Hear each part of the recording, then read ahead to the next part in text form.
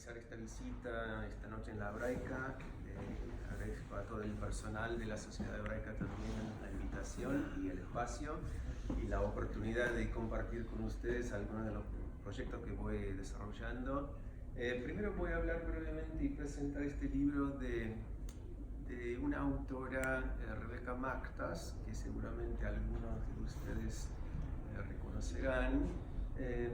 Ella fue un personaje muy importante en el desarrollo de la literatura judeo-latinoamericana o judeo-argentina.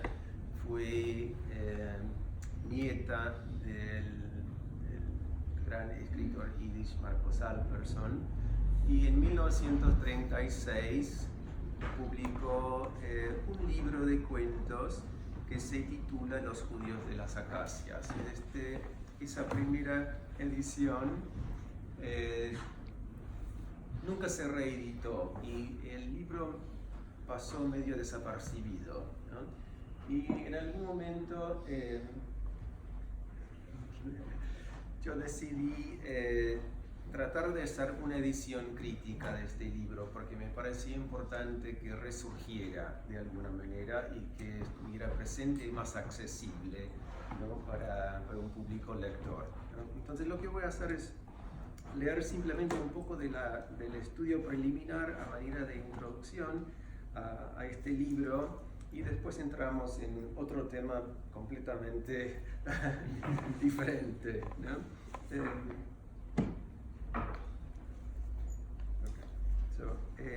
Rebecca Maktas Alpersson, se escucha bien, ¿no? Sin tener que usar el micrófono, ¿no? Nació en el pueblo de Carlos Casares, una de las colonias establecidas por la Jewish Colonization Association bajo el auspicio del barón Maurice de Hirsch. Como escritora constituye una voz señera en el contexto de la literatura sobre la colonización agrícola judía, tanto por su perspectiva como por su estilo, y tal vez más significativamente por ser tácitamente la única mujer que escribiera un texto literario sobre las colonias judeo-argentinas en la época. Su libro de cuentos Los judíos de las acacias se publicó en 1936 y pasó prácticamente desapercibido en el momento por la crítica. No hay datos sobre cómo fue recibido el libro por el público lector en general. Sería una exageración afirmar que Los judíos de las acacias ha quedado por completo en el olvido, pero sí es cierto que no ha recibido la atención crítica que merece. Hasta la fecha, la mayoría de la crítica sobre el libro se ha planteado en el contexto de escritos panorámicos de la literatura judeo-argentina o judeo-latinoamericana en general. Voy saltando un poco para...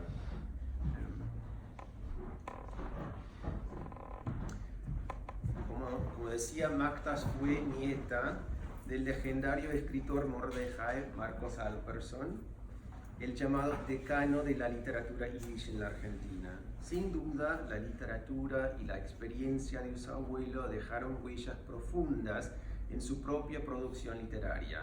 De hecho, a lo largo de Los judíos de las acacias hay una marcada intertextualidad con las obras literarias de Alpersson, que se evidencia de maneras a veces obvias y otras veces más sutiles.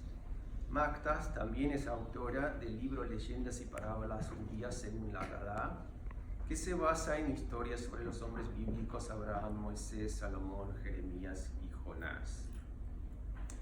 No hay que subestimar el papel que ha desempeñado Los judíos de las acacias en el desarrollo de la literatura judeo-argentina.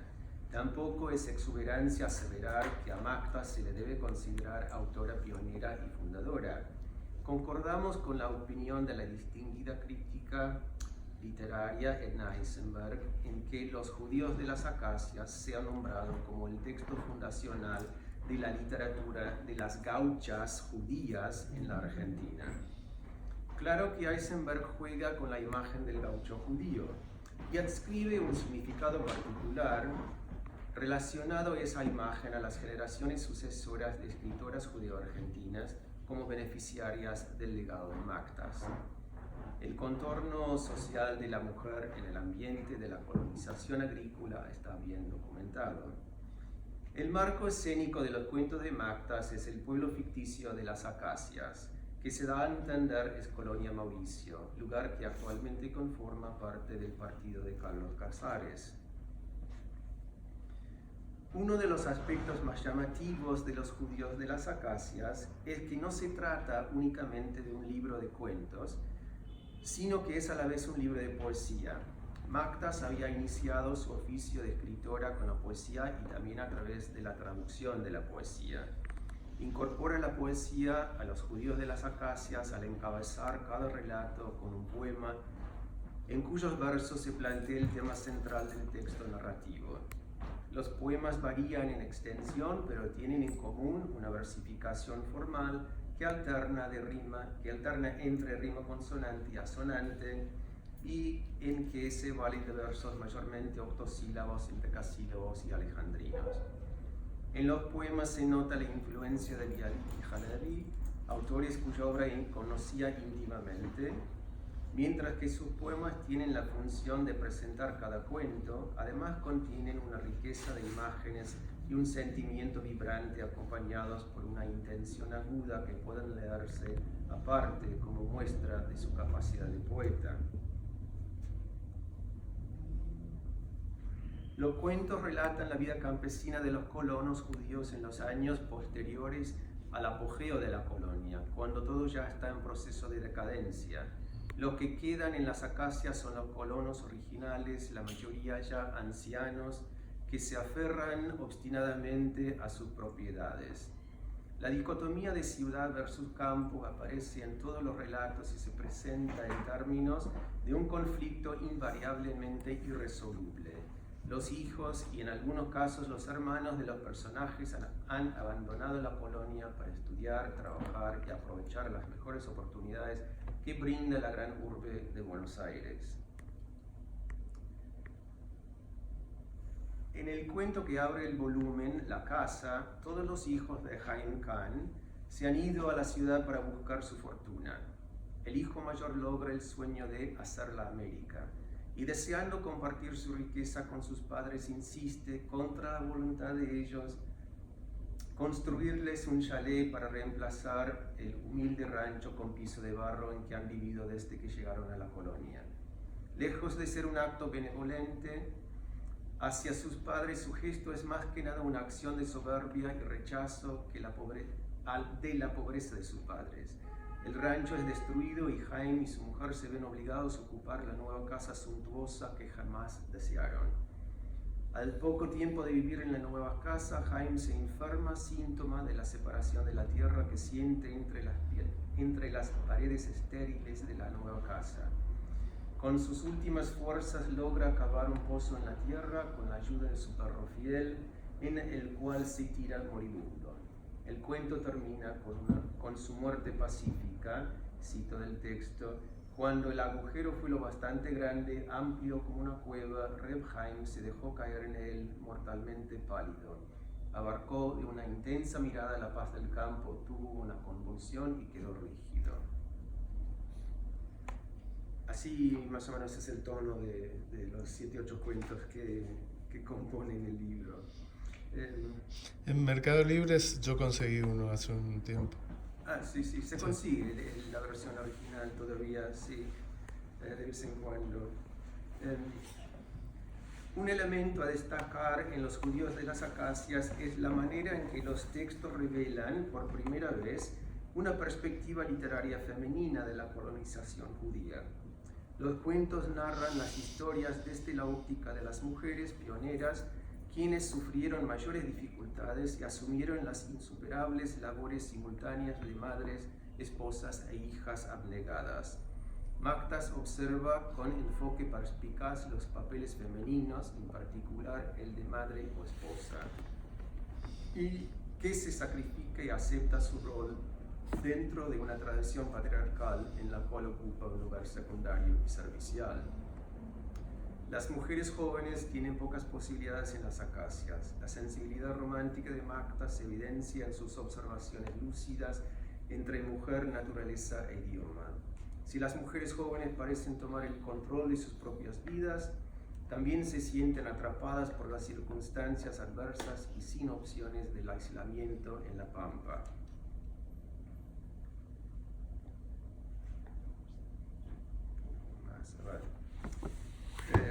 Una de las cosas que tiene este libro, yo quería hacer, es incluir la narrativa completa de ella.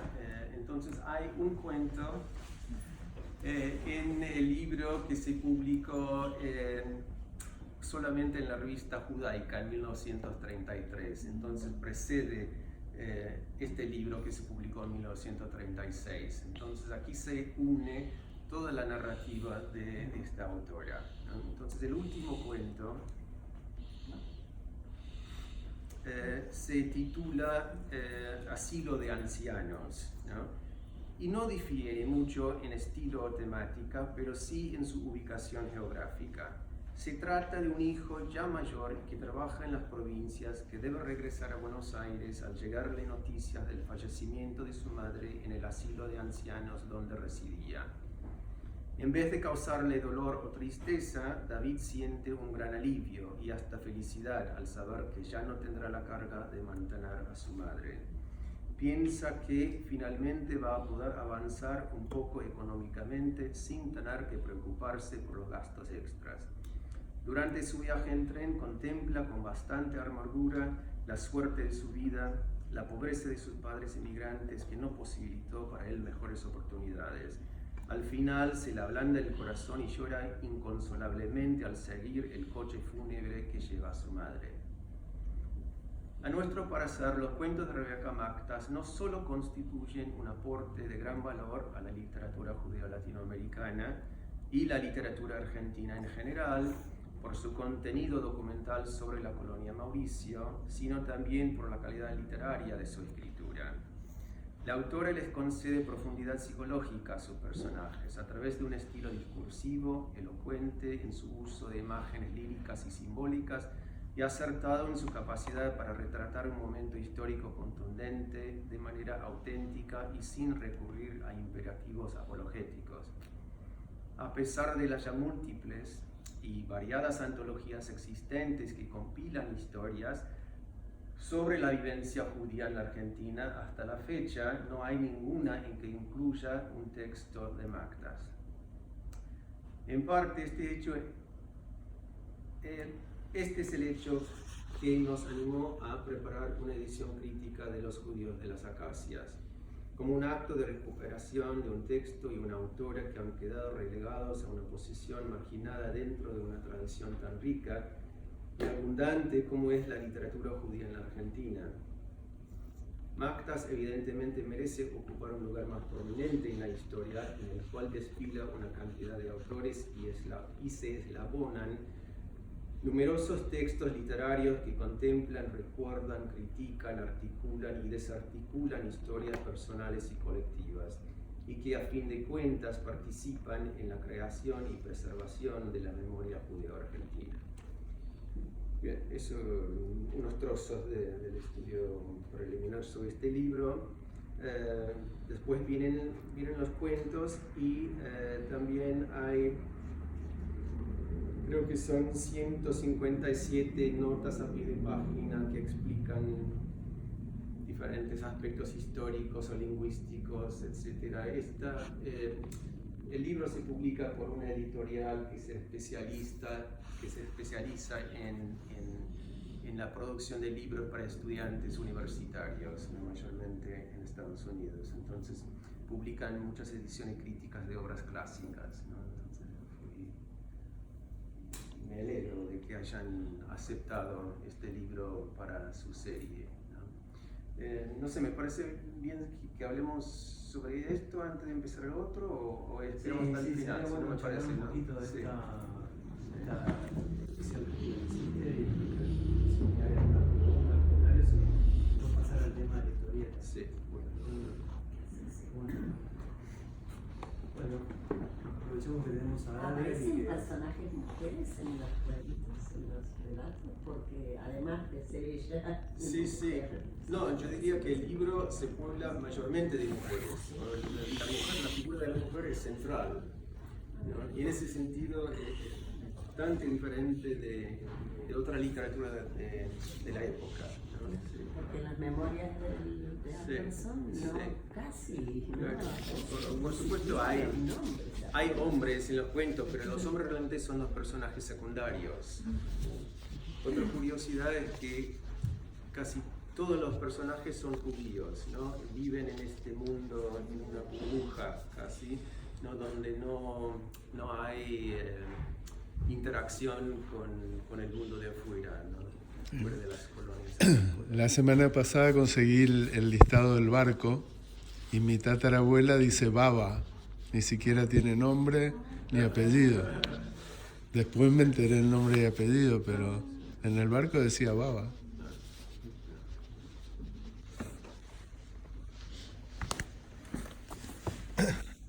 Estuve ahora hace 2 días ahí en Barón Hirsch y la casa de Alperson está ocupada por intrusos. Sí, cruzada hace mucho. Está intrusada. Sí, sí. No, Sí, hace muchísimos años. Sí. Una casa tomada. Está Y tomada, no se puede ni hablar una con la lástima. gente. Igual Y al lado está donde la de vive, la que era del padre. Es de un hijo, pero vivió allí. Pero no es su casa. Pero, ¿es de la familia el que vive? La familia. No, la persona que vive. Sí. No, No. nunca la pude ver. Yo también estuve allá un par de veces, pero se sabe Y en que el hay pueblo alguien. no quedó casi nada. En la sinagoga, de las 7 sinagogas que había en la zona, ninguna de las de Carlos Casares quedó y la única que está es la de Moctezuma, que es una sinagoga muy pequeña, muy humilde, que está reconstruida, pero que no tiene ningún tipo de preservación contra la humedad, contra todo lo que pueda haber en esos lugares, ¿no?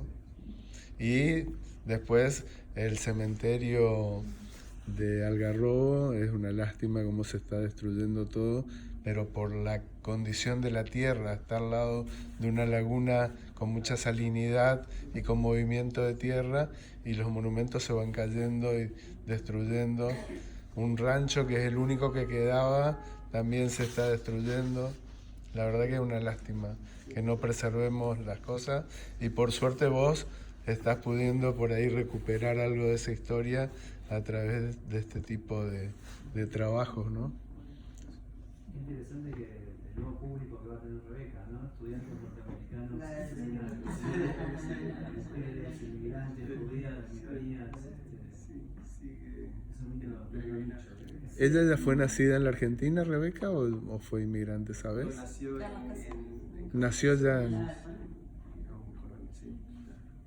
Acá tenemos con nosotros Yo soy el hijo. al hijo de Rebeca Marcos. Ah, muy bien. Me entero de muchas cosas por él. Desde que empezó la investigación. Así que... ¿Y vos sos escritor también? Yo no me cargué. Soy el presidente del copyright argentino, pero soy un escritor muy menor. Ella escribía muy bien, pero uno la fue descubriendo después a través de Darwin. Tiene un libro, el primero, que es completamente desconocido, que se llama Primera Juventud, que no es de temática judía, que le escribió a los 15 años y es una prosa espectacular. No sé, creo que Dana me dijo que no era así, pero yo siempre pensé que las acacias aludían a algarrobos. Ella había tomado esa figura, que es muy probable. De Algarrobo quedan 5 casas. Sí, es muy probable. Sí, ahí también había un cementerio indio. Las dos cosas, sí. Fue una lástima. Yo vi morir ese pueblo. Era un pueblo que tenía su pool, la caña, y se fue hasta que quedó una familia sola. Ahora no debe haber nada. No hay nadie. No hay nada. Y me entero por vos que la única sinagoga que queda es la de Moctezuma, que era la menor. Sí.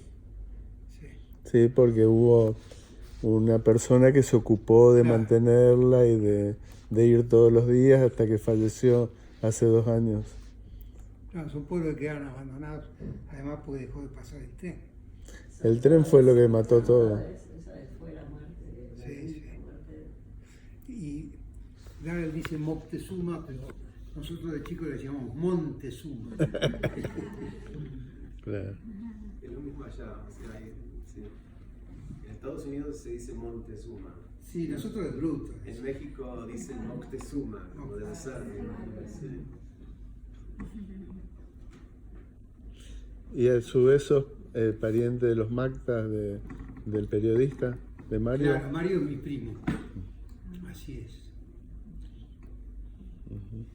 Y mamá se usaba el Macta Salperson al principio. Después usaba el Macta nada más. Me cruzó. Y ahora se reimprimieron las obras de tu abuelo, o bisabuelo era. Tu bisabuelo sería, ¿Quién? de Alperson.